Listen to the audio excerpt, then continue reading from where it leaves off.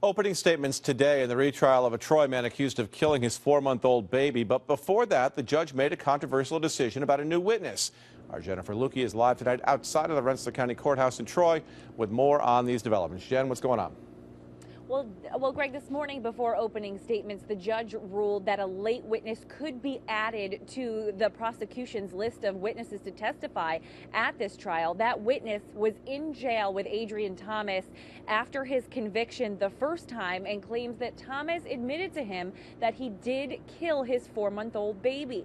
Now, the defense said this was a late witness. They hadn't had enough time to talk to him to corroborate the story, but the judge allowed it. And opening statements went on shortly after. Take a look.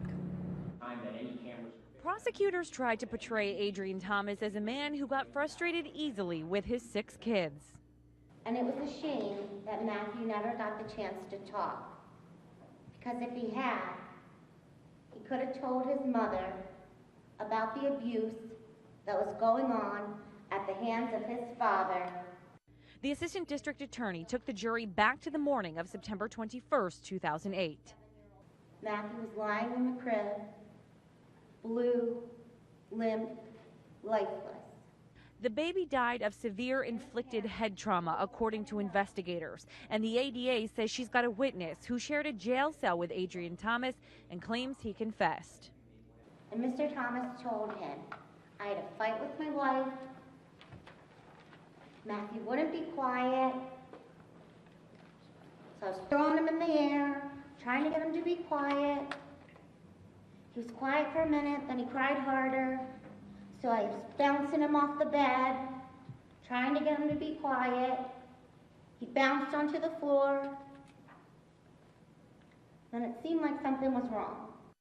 This William Terry, who is the premise of their case, has been convicted of 4 felonies, 14 misdemeanors, has a number of aliases, and is a professional criminal.